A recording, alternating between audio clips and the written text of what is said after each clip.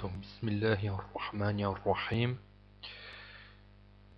Preuve selon la raison au sujet de l'existence de Dieu. Donc, la raison est une caractéristique que Dieu a créée dans l'être humain, par laquelle il distingue le bien du mal.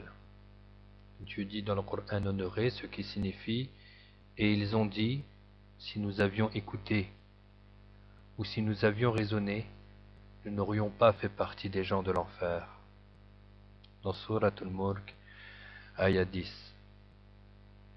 Ainsi, la raison est une preuve dans la religion. Bien que la base de la religion soit le Coran et la parole du prophète, sallallahu alayhi wa sallam, la raison est un témoin de la religion, ainsi que tout ce qui est parvenu dans la religion ne contredit pas la raison. Alors, le jugement selon la raison se divise en trois. Il y a ce qui est obligatoire selon la raison, ce qui est impossible et ce qui est possible. Ce qui est obligatoire selon la raison, c'est ce dont la raison ne conçoit pas l'inexistence. Il s'agit de l'existence de Dieu et de ses attributs. Ce qui est obligatoire selon la raison, c'est ce dont la raison ne conçoit pas l'inexistence. Ce qui est impossible selon la raison, c'est ce dont la raison ne conçoit pas l'existence. Ainsi, l'existence d'un associé à Dieu est impossible selon la raison. De même, la réunion de deux choses opposées est impossible selon la raison, telles que le mouvement et l'immobilité, ou la vie et la mort. Ainsi, il est impossible selon la raison qu'un objet soit en mouvement et immobile à la fois. Donc, ce qui est impossible selon la raison, c'est ce dont la raison ne conçoit pas, l'inexistence. Et ce qui est possible selon la raison, c'est ce dont la raison conçoit aussi bien l'existence que la non-existence. C'est ce qui admet l'existence après le néant et l'anéantissement après l'existence, et c'est l'ensemble des créatures. C'est Dieu qui a créé toutes choses, qui fait passer toutes choses du néant à l'existence, subhanahu wa ta'ala. Subhanahu wa ta'ala veut dire que Dieu est exempt de toute imperfection. Il est exempt des attributs des créatures. Ainsi, le monde est une preuve de l'existence de Dieu. Selon la raison, les cieux et la terre et les autres créatures auraient pu ne pas exister ou exister à une autre époque, avec une autre forme ou avec d'autres caractéristiques. L'existence de ces créatures signifie qu'il y a un créateur qui les a spécifiées par le fait d'exister au lieu de ne pas exister, par le fait d'exister à cette époque plutôt qu'une autre, et par le fait d'avoir des caractéristiques plutôt que d'autres. Dieu dit dans le Coran ce qui signifie « Certes, dans la création des cieux et de la terre, et dans le changement du jour et de la nuit, il y a des preuves pour ceux qui sont dotés de raison. » En Surat Ali Imran, ayat 190. Nous allons voir un exemple d'argumentation globale selon la raison au sujet de l'existence de Dieu. L'écriture a nécessairement qui a tracé cette écriture. La raison n'accepte pas qu'une série de lettres se soit assemblées pour former des mots, pour ensuite des phrases qui ont un sens. La raison confirme que cet écrit a eu nécessairement qui l'a écrit. Une construction comme une maison a nécessairement qui l'a bâtie, qui a élevé cette construction et l'a édifiée ainsi avec ses fenêtres, sa peinture et ses lampes. Ainsi, une personne qui a une raison saine, si elle passe devant un tel édifice, ne doute pas qu'il y a eu besoin de qui le construit, même si elle n'a pas vu les plans de cet édifice, ni les ouvriers, sa raison lui confirme cette information. Les savants ont dit que l'écriture et la construction sont des parties de ce monde. Et ce qui a été dit concernant les parties de ce monde s'applique également à tout ce monde, puisque le monde se compose de ces parties. Ce qui a été dit pour l'écriture et la construction est donc valable pour tout ce monde. Ce monde, à plus forte raison, a nécessairement qui lui a donné l'existence. Ceci est un exemple d'argumentation globale. Un autre exemple d'argumentation globale, c'est comme si une personne dit Moi j'existe après n'avoir pas existé. Et tout ce qui existe après n'avoir pas existé a nécessairement qui l'a fait exister. J'ai donc nécessairement besoin d'un être qui m'a donné l'existence et qui n'a absolument aucune ressemblance avec moi. Et cette argumentation est également valable pour toutes les parties de ce monde, pour toutes les créatures. Et celui qui a donné l'existence à ce monde n'a absolument aucune ressemblance avec ce monde. Sinon, il aurait eu lui aussi besoin d'un être qui lui donne l'existence. L'histoire d'un homme qui niait l'existence de Dieu. On rapporte qu'un homme qui reniait l'existence de Dieu était venu voir un calife et lui avait dit: les savants de ton époque disent que cet univers est un créateur. Je suis prêt, moi, à leur prouver le contraire. Fais donc venir ce savant renommé qui réside de l'autre côté du fleuve, afin que je débatte avec lui. Le calife envoya alors quelqu'un informer ce savant éminent de cette nouvelle et lui demanda de venir. Le savant se présenta avec un léger retard au rendez-vous, et lorsqu'il arriva, le calife l'accueillit et le fit asseoir à l'avant de l'assemblée. L'homme dit alors au savant: Pourquoi es-tu en retard?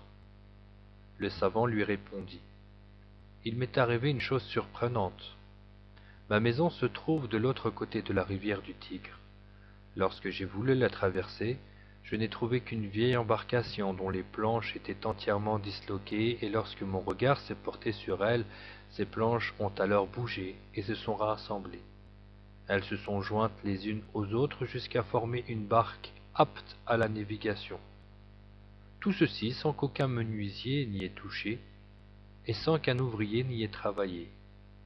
J'ai ensuite pris place à l'intérieur de cette barque et traversé la rivière pour arriver jusqu'ici. Voilà la raison de mon retard. L'homme s'exclama alors: Écoutez, ô gens, ce que raconte votre savant. Avez-vous jamais entendu des paroles aussi mensongères? Comment la barque aurait-elle existé sans menuisier? Le savant répondit: Ô toi qui es incrédule, s'il n'est pas valable pour toi qu'une barque existe sans nécessité de fabricant, ni l'intermédiaire d'un menuisier, comment oses-tu alors prétendre que cet univers existe sans créateur? C'est alors que l'homme resta muet, car la preuve lui avait été donnée. Wallahu ta'ala a'lam wa ahkam.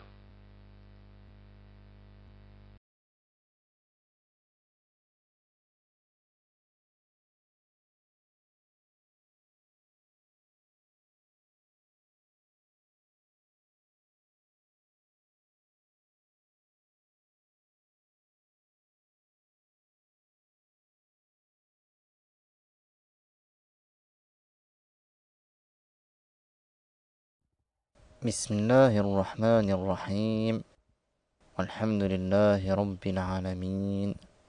La croyance de vérité. Allah Ta'ala dit: يا أيها الذين آمنوا اتقوا الله حق تقاته ولا تموتن إلا وأنتم مسلمون. Sourate Ali Imran. Ce qui signifie: Ô vous qui avez cru, accomplissez les obligations et gardez-vous des interdictions par obéissance à Allah, et ne mourrez qu'en étant musulmans. La religion de l'islam.